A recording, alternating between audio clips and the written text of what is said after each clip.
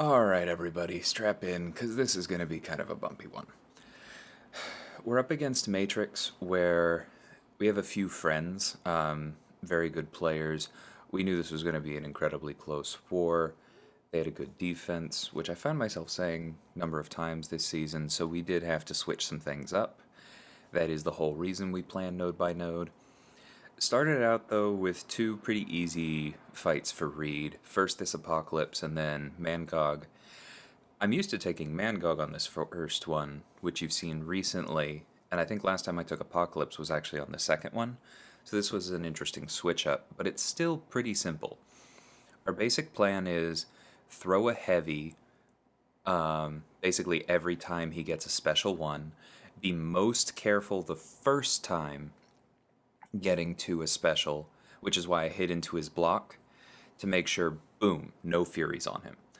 Because then your special itself actually gives him some power, and going forward, it's a lot easier to use Power Struggle to push him over those bars. Now, I said go for a heavy, but the exception to that is if you are close enough to his next bar of power to just go ahead and knock him down with a special one. Now, we evaded some of that first one, but I want to point out just how little damage Apocalypse is doing here. A very large part of it is that careful study passive, but you saw that I was still at 99% after blocking the first two. So a fair bit of it is also Reed's native energy and physical resistance, which I don't think gets talked about enough. I kind of joked about it last season when it allowed me to easily tank a Hyperion Special 3 without problems, but you are definitely seeing it on display in this fight as well. Apocalypse specials into block are one of the most annoying things in this game lately, but Reed has so much resistance and is taking them down by 75% now that we have the careful study passive up.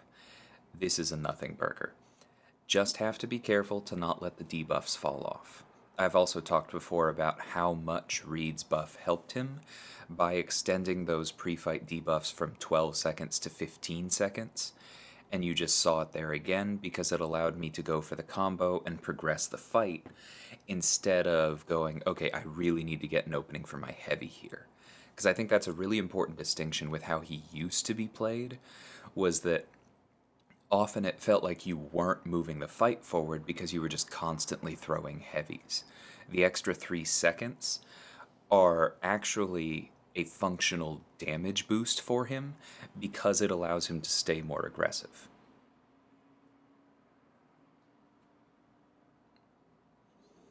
So I could push to the special 2 because I am quite comfortable with that evade, but given how little the special 1 is doing, I just don't really see a reason for it here. Because I don't need to stack my debuffs. I mean, I could reverse his willpower if I got another Petrify on him, but as always with this node, I intentionally did not use suppression, and there aren't really any debuffs at play, besides my incredibly weak Incinerates, so no rush to that one. I do go ahead and I think throw on a tier 3 potion here because I lost all of 4,000 health over that. And how many Apocalypse special ones was that, like 10? Anyway, very happy with Reed's performance there. Gonna go ahead and I believe I throw on all 3 for this because there's no reason not to. His power is not tied to mine, and so keeping it as low as possible is a good thing. He is a mystic. We don't play lightly with those. The plan for this one is going to be similar to what it is on Power Struggle.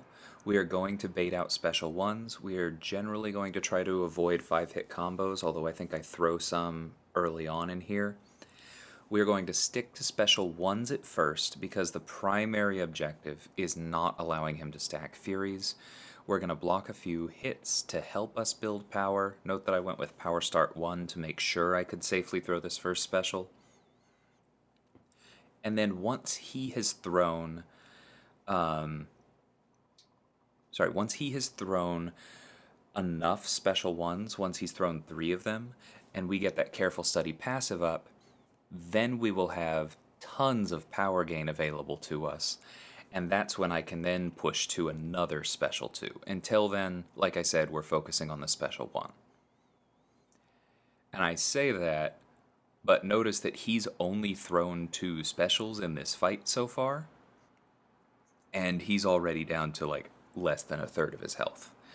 So probably won't even need the complete game plan.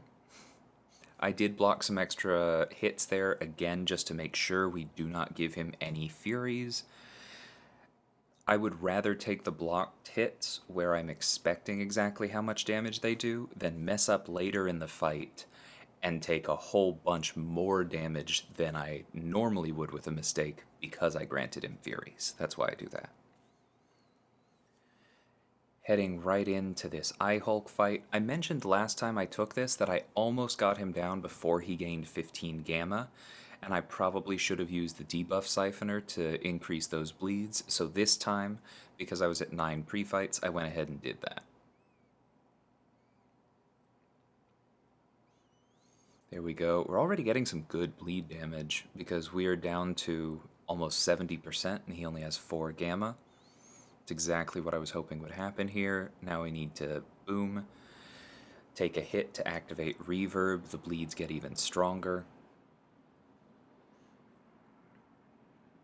I still personally think that Killmonger's bleeds should be able to stack because it would basically only come up when you're running multiple points in deep wounds, and that is an investment that's worth it. That's already what makes the bleeds of somebody like Mole Man or Nick Fury so good. But as long as they don't stack, it is at least nice that you can get some decent numbers out of them. 1200 isn't bad. And there we go. We're only at 14. Let's see. Boom. No healing. Done. So obviously that is completely RNG dependent because it matters how many crits Killmonger gets. Human Torch makes it easier, but that's not going to happen every time. Still kind of a fun thing when it does. And speaking of messy fights, so with this one, I know that my strategy is just we're pushing Mordo to a bar of power, we're going to punish it, we're going to make sure that we get our True Strike up, and then it's going to be off to the races because we'll be able to freely parry him with True Strike. We have an invulnerability, so we can go ahead and eat a special 3 if need be. We're going to build to a special 2 most likely. That's unfortunate. I really should have done medium light into his block because then the next medium would not have triggered evade. And then I think I lost my rhythm and did a second light. That was very dumb. So far, the timing just has not been correct on the special 1. I did duel for this. It worked every time. And of course there I go for the heavy and he just shoots me in the face. Love it. But it worked every time in duels, and it has just not been landing. But there we go.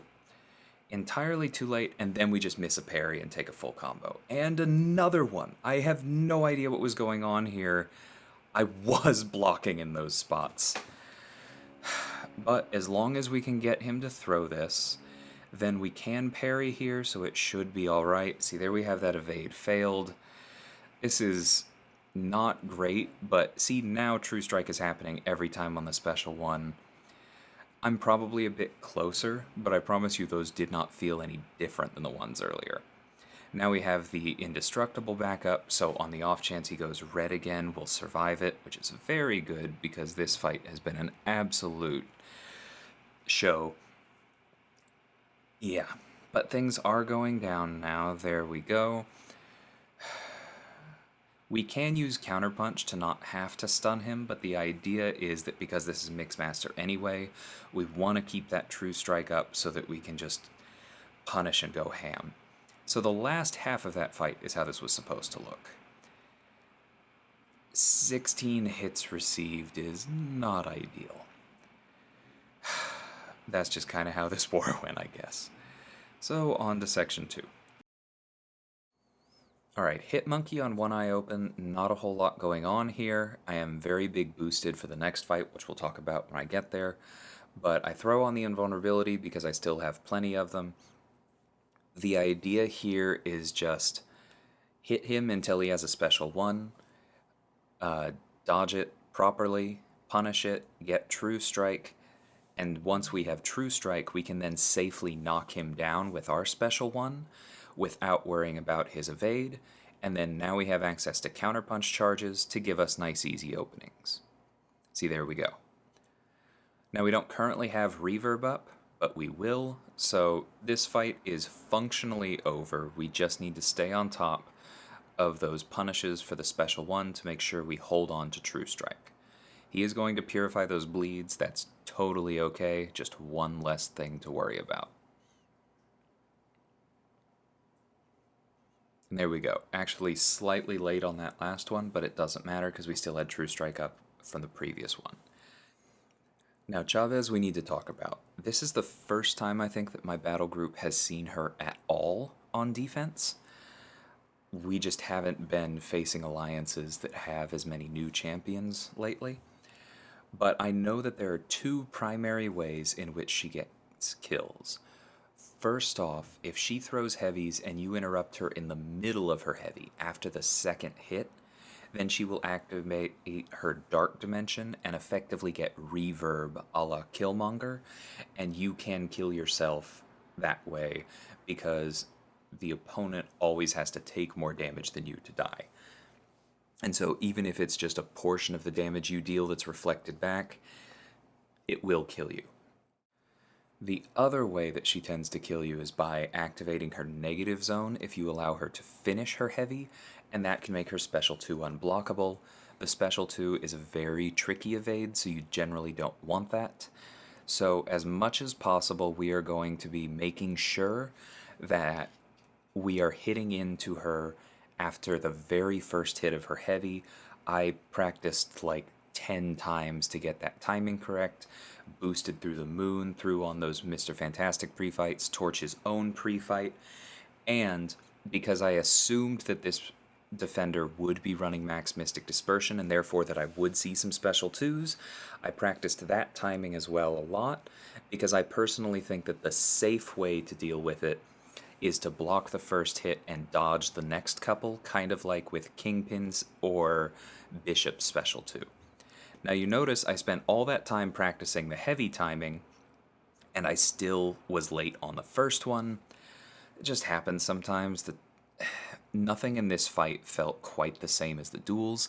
I've now pushed her to her special 2, and I have caused her to activate her 3rd stack of the Utopian Parallel, which did put up the reverb dimension, but I think I still would have survived that if I had just blocked that special 2.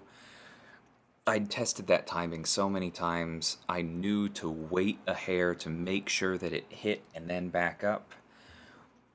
I don't know how much I was just panicked there, how much things might be a little different, whatever it is. Ugly Death was not intending to dodge it that early because I knew the last hit would hit me, and I knew that the last hit could kill me, and I think it probably would have killed me even if it hadn't crit. So really unfortunate there. Here I'm not as worried about the dimensions because I just know that there's not much left to her. Even with reverb in the previous fight, I probably would have needed to land like 3 incinerates to finish her from 20%. Really, really frustrated with that one because I did the diligence. I knew the 2 things that were the biggest problems. I dueled to actively avoid them, and I just did not stick the execution. That is a somewhat better feeling than knowing you did something completely stupid that threw the fight that was outside your skill level, but it's still not a good feeling dying to a fight because you just feel like you didn't get it done. I think that breaks a deathless streak of like 13, 14 wars, which I was starting to get kind of proud of, so I guess it was time. Moving on to Mojo, I've taken this before. You will see right away, I'm probably over-trusting Petrify. I should have used a power start here, because basically, if he does not throw his special 1 early on, then we're going to run into problems. Now, the other thing I should have done is that I should have just hit into him there. I paused like I was thinking about it, and that's why I missed that, and then I did it again, going for 2 late heavies, and now I've lost the pre-fights. Ugh, I should have just eaten the 1 degen, because 1 degen will not kill you. But you know what can? Oh, I'm really glad he only has 1 follower for this. Because I'm looking at this, and I'm thinking, even though I know that degen gets around, I believe, both energy and physical resistance, I'm pretty confident that I can survive this. But it would have been a whole heck of a lot easier to just survive the 1 stack, keep my debuffs up, and then have that special 2.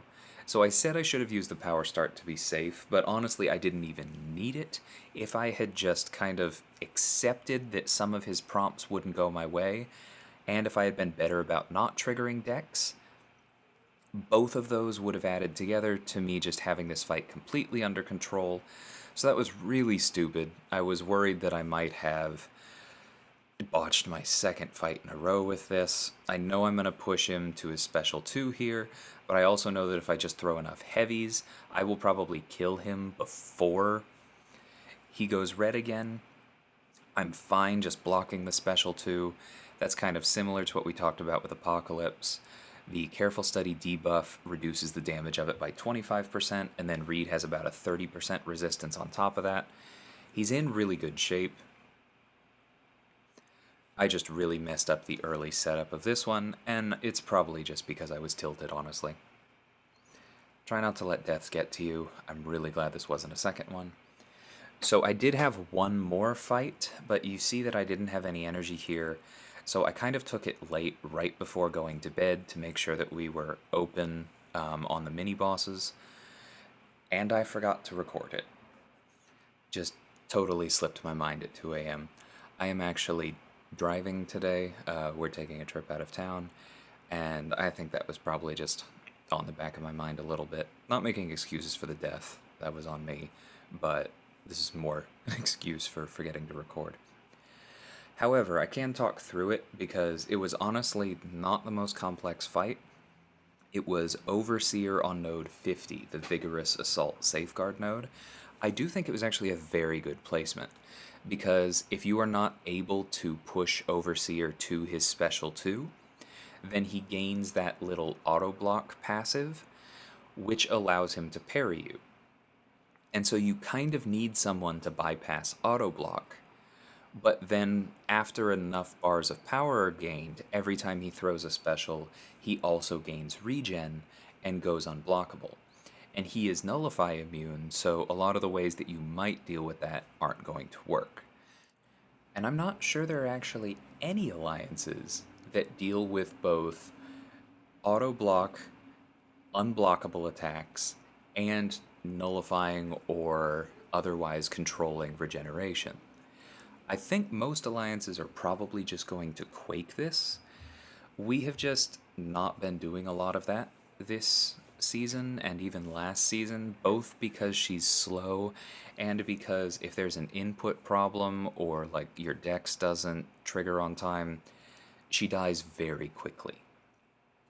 And so we sent Killmonger to this, which is what I've used for Overseers elsewhere, because his special 1 is extremely easy to punish, and therefore you have True Strike up, you cannot be auto-blocked, and all you need to watch out for is the fact that he is stun immune, and on this node, unblockable, which kind of makes the stun immune less important. So you do have to play around the unblockable, because while he's in that like cosmic overload thing, he just will be unblockable a lot of the fight. But that's okay, because he likes to throw his heavies, he likes to throw his special 1s, and there are a lot of openings.